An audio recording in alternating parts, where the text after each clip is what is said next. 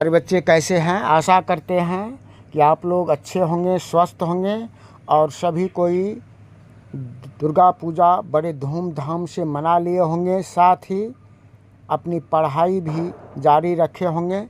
इसी आशा और विश्वास के साथ आज पुनः मैं अनिल सर आप लोगों के लिए संस्कृत ग्रामर का बहुत ही महत्वपूर्ण चैप्टर लेकर के, बहुत ही भिवियाय टॉपिक लेकर के आज उपस्थित हूँ, जो आगामी बिहार बोर्ड परीक्षा के लिए बहुत ही महत्वपूर्ण है।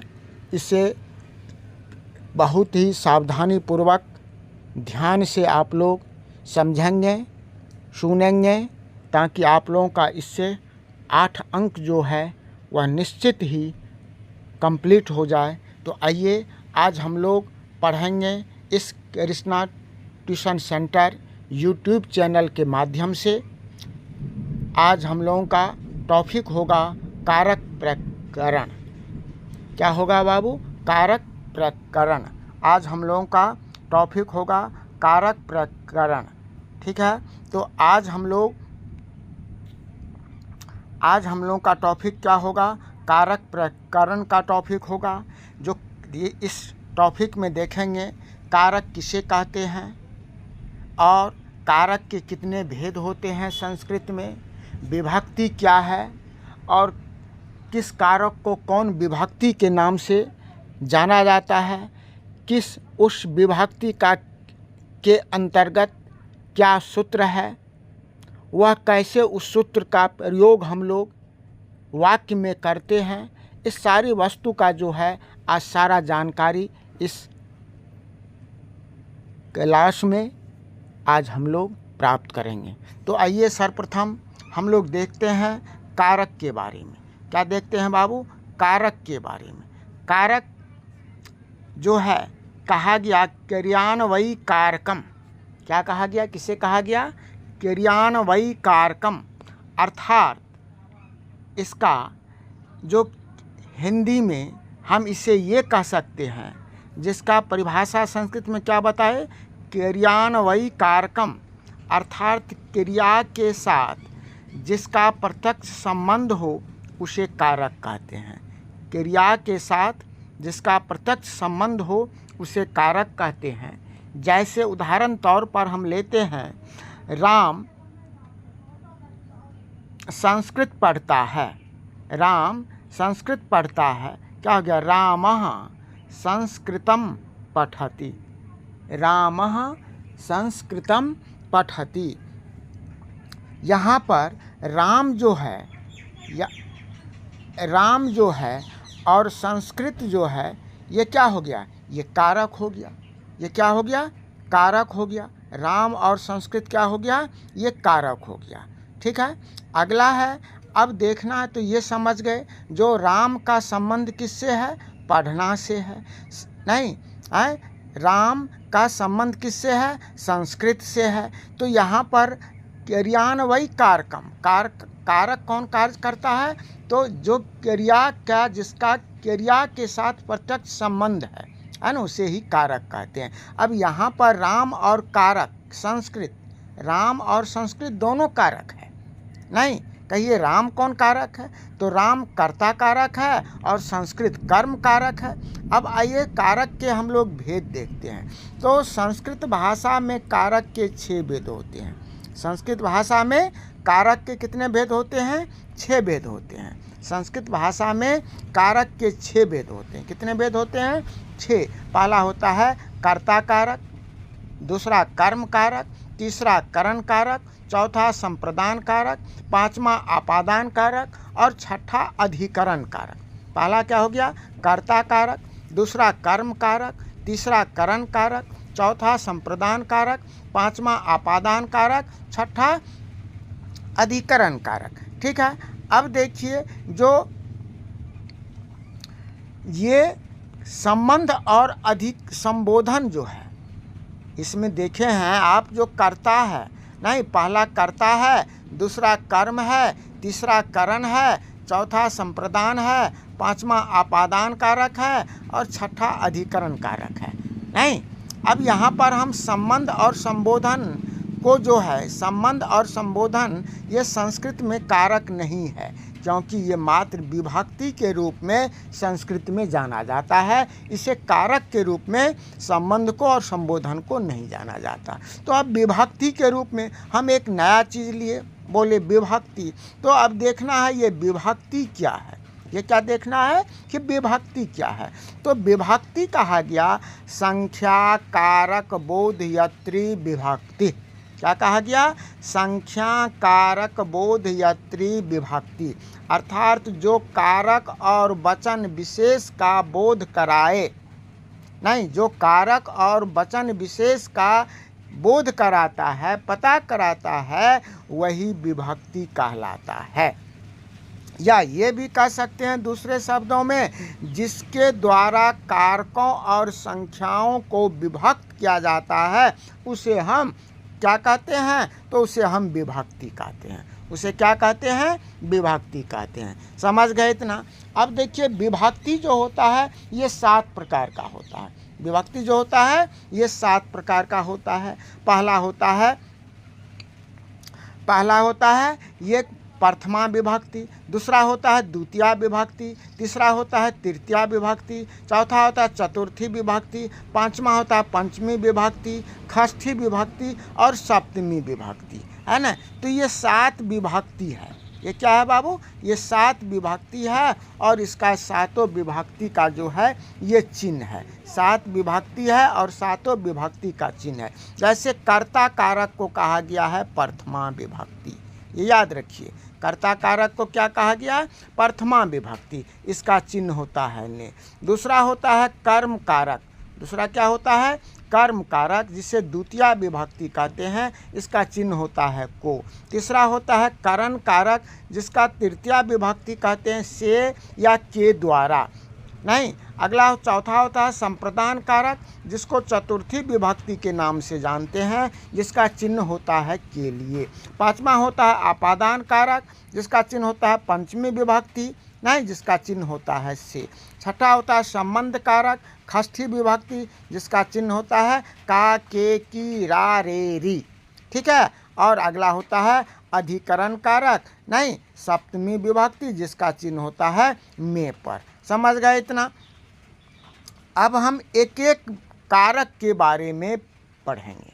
अब हम एक एक कारक के, जैसे विभक्ति के बारे में देखें, नहीं, जो विभक्ति 7 होते हैं, प्रथमा, द्वितीया, तृतीया, चतुर्थी, पंचमी, षष्ठी, सप्तमी और सप्तमी, है ना। 7 विभक्ति के चिन्ह को देखें तो अब हम पहला जो हमारा कर्ता कारक है, पहला क्या है? कर्ता कारक। पहला क्या है बाबू? कर्ता कारक। तो कर्ता कारक का जो है, नहीं, इसका देखेंगे अब कर्ता कारक का उपयोग कहाँ कहाँ होता है, नहीं। तो कर्ता कारक का सबसे पहले परिभाषा सूत्र के रूप में हम इसे जानते हैं, क्रिया संपादकः कर्ता। क्या हो गया कर्ता कारक का? क्रिया संपादकः कर्ता, अर्थात क्रिया का संपादन करने वाले को कर्ता कारक कहते हैं।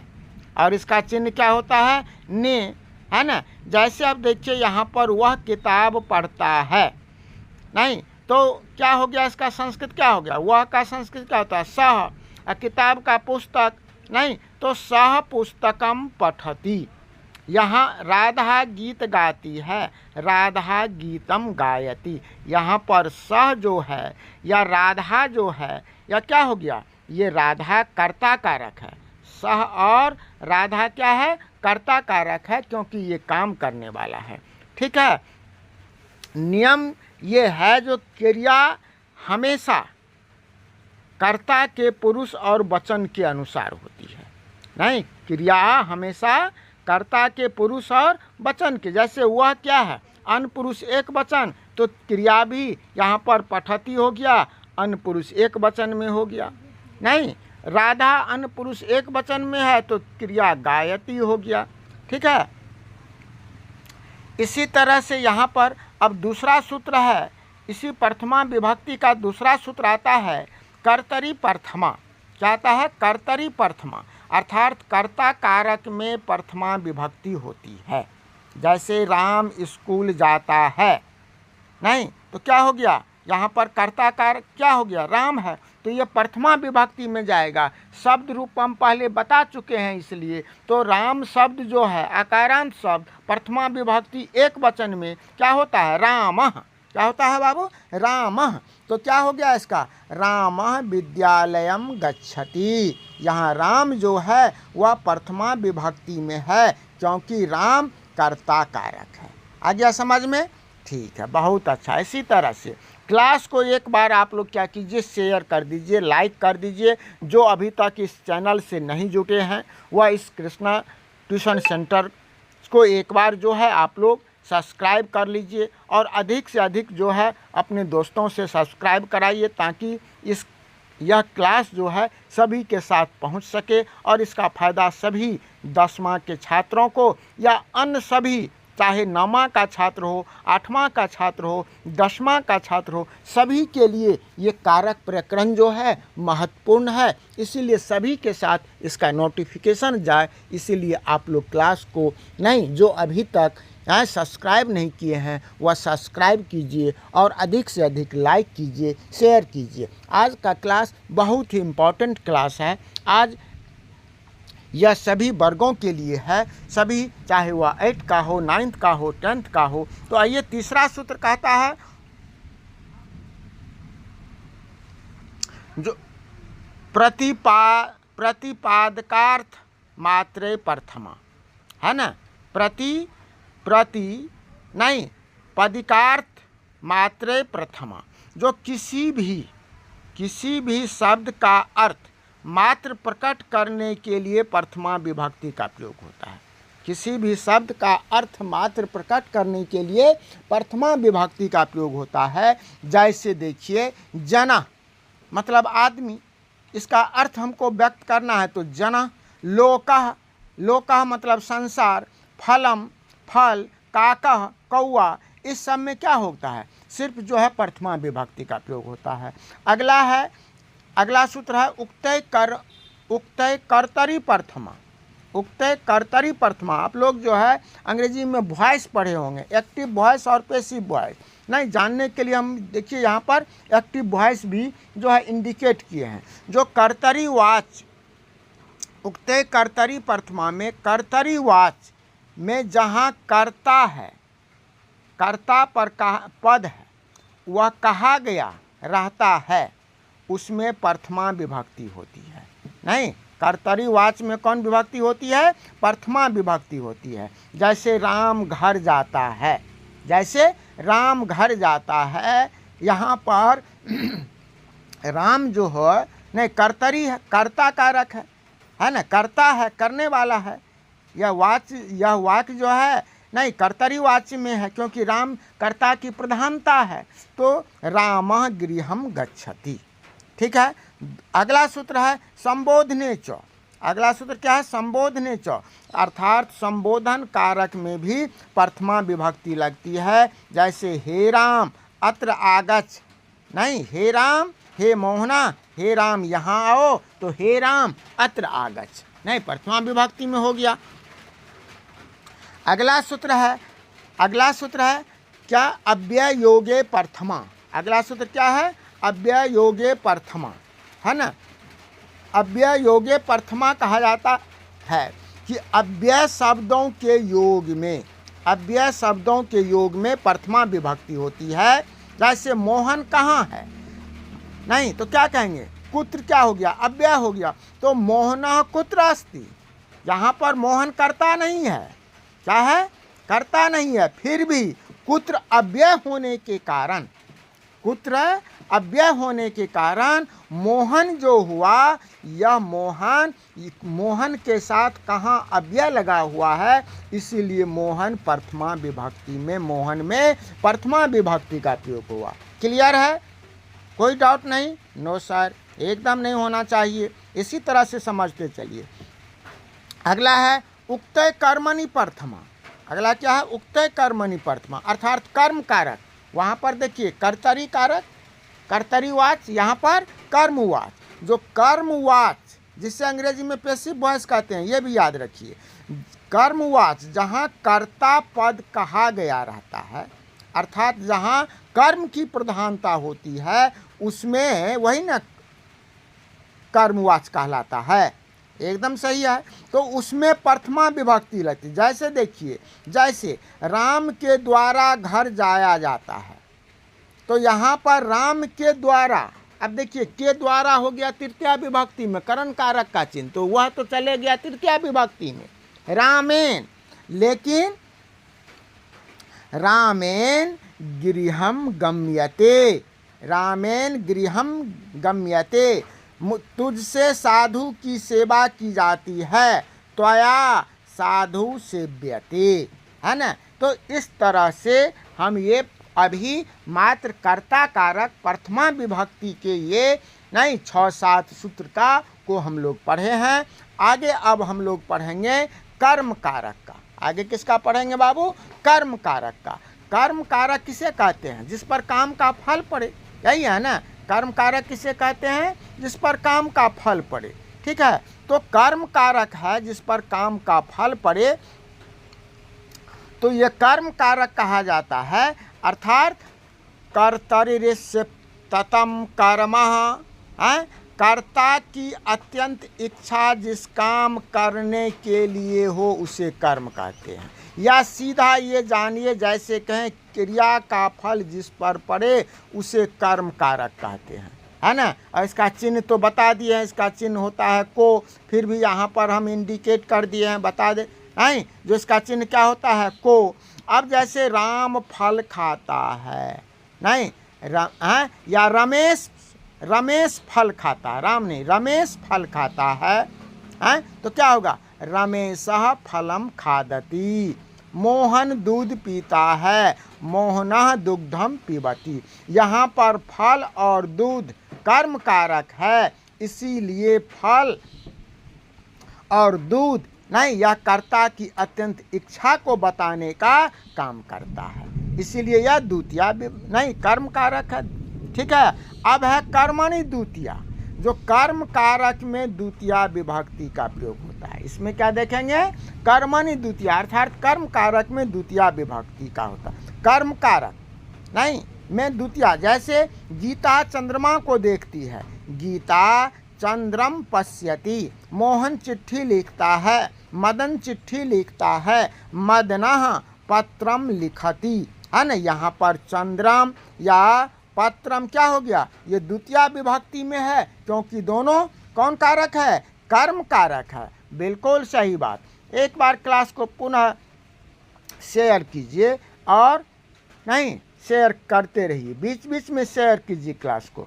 अब देखिए तीसरा सूत्र क्या है? जो तीसरा सूत्र बताता है हमारा, तीसरा सूत्र क्या बताता है? जो क्रिया विशेषणे च, जो क्रिया विशेषणे च, अर्थात क्रिया की विशेषता बताने, हैं अर्थात में, या ये कहिए जो क्रिया विशेषण में द्वितीया विभक्ति का प्रयोग होता है।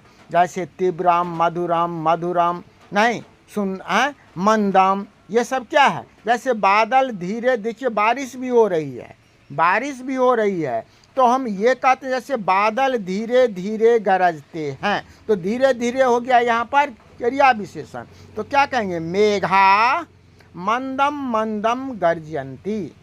प्रकाश मधुर गाता है, प्रकाशः मधुरम गायति, वह जल्दी जाता है, सह शीघ्रम गच्छति। तो इस तरह से यहाँ पर शीघ्रम जो हुआ या मधुरम जो हुआ है ना, या मंदम मंदम जो है, यह क्रिया विशेषण है, इसलिए इसमें द्वितीया विभक्ति का प्रयोग हुआ।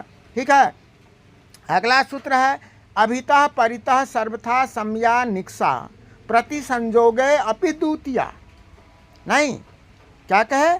अभितः परितः सर्वतः सर्वतः समया निक्सा प्रति संयोगे अपि द्वितीया। इसका मतलब बाबू ये हो गया, जो अभिता उभयता, उभयता अभिता मतलब दोनों ओर, परिता मतलब चारों ओर, सर्वता मतलब सभी ओर, समया मतलब समीप, निकषा मतलब निकट, प्रति मतलब की ओर, नहीं, इन सभी शब्दों के योग में द्वितीया विभक्ति का प्रयोग होता है। जैसे देखिए अनुवाद रहेगा इस तरह से, गांव के दोनों ओर पर्वत है, तो गांव के दोनों ओर, तो दोनों ओर किसके शब्द में लगा हुआ है? गांव के, तो गांव चले जाएगा द्वितीया विभक्ति में, ग्रामम अभितः पर्वता सन्ति, विद्यालयम, नहीं, विद्यालय के चारों ओर नदी है, विद्यालयम परितः नदी अस्ति, घर के सब ओर वृक्ष है, गृहम सर्वत्र वृक्षा सन्ति, तुम्हारे घर के समीप मंदिर है,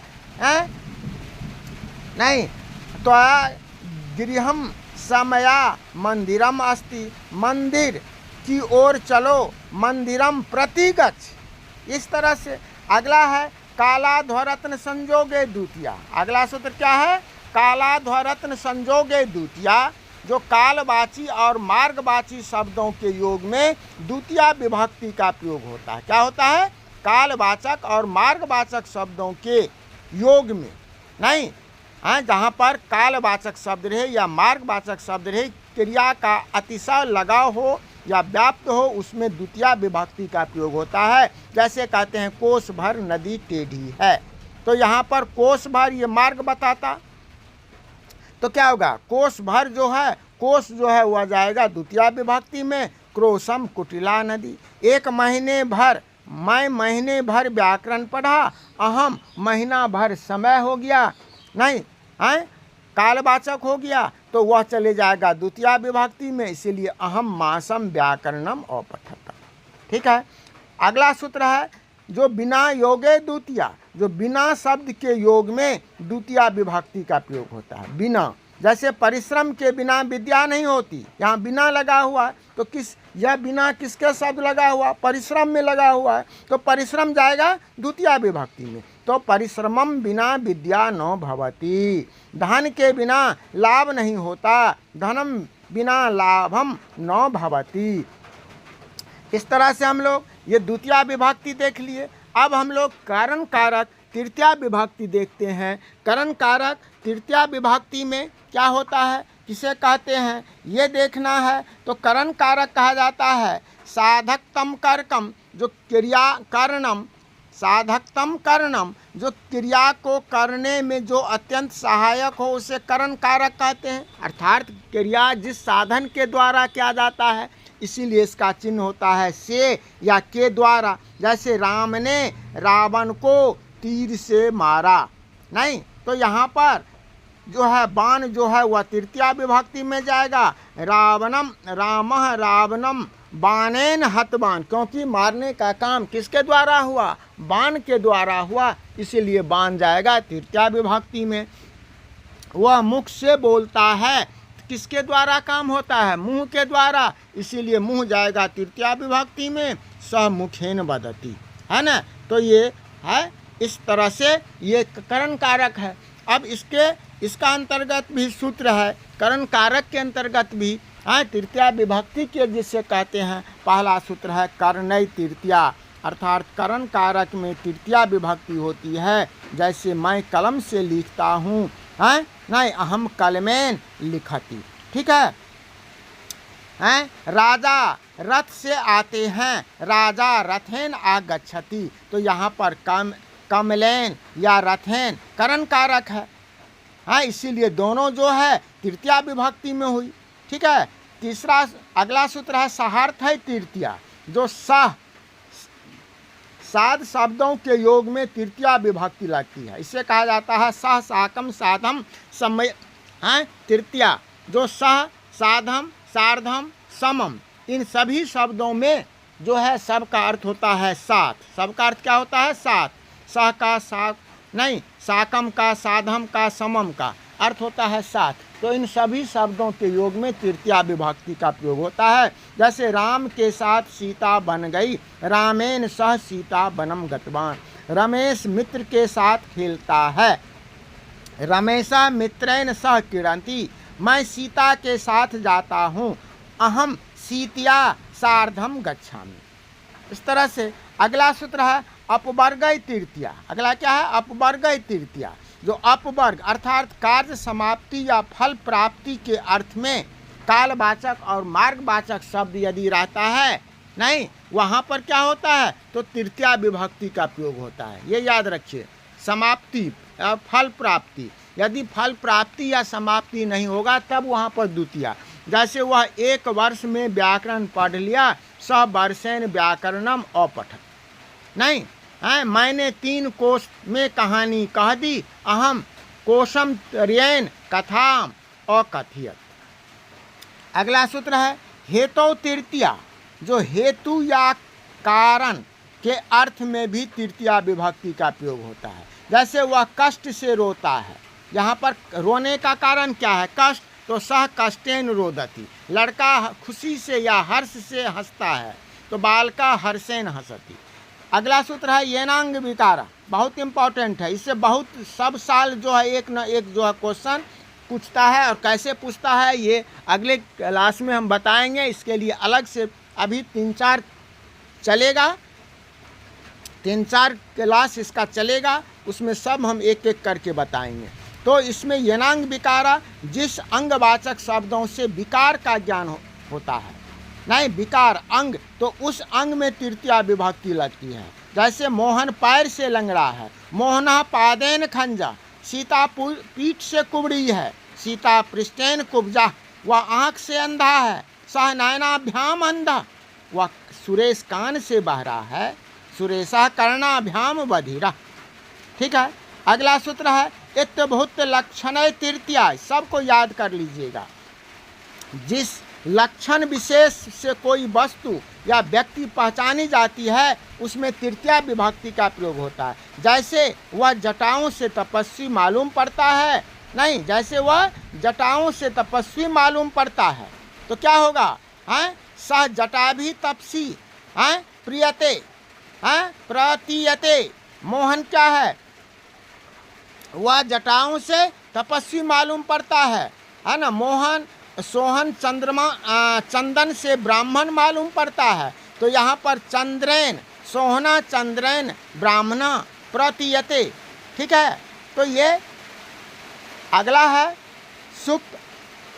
अगला सूत्र क्या है, अनुरक्त तृतीया, अर्थात कर्मवाच और भाववाच में कर्ता में तृतीया विभक्ति का प्रयोग होता है, जो पहले भी बताए हैं। जो राम के द्वारा रावण मारा गया, रामेन रावण हता, मेरे द्वारा हंसा गया, मया हंस्यते। तो इस तरह से आज हम इतना ही ये कारक का प्रकरण का पहला पाठ, पहला भाग हम पढ़ें। नेक्स्ट रोज दूसरा भाग हम कारक प्रकरण का पढ़ेंगे, तब इसके साथ कैसे प्रश्न ऑब्जेक्टिव में पूछा जाता है उसको हम पढ़ेंगे। हैं, तो आज के लिए इतना ही। हैं, आप लोग इसे अच्छे ढंग से कंप्लीट कर लीजिएगा, और इस जो अभी तक सब्सक्राइब नहीं किए हैं इसको सब्सक्राइब कीजिएगा, इस क्लास को शेयर कीजिएगा, लाइक कीजिएगा, ये कभी नहीं भूलिएगा। इसी के साथ आज का क्लास यहीं पर समाप्त होती है।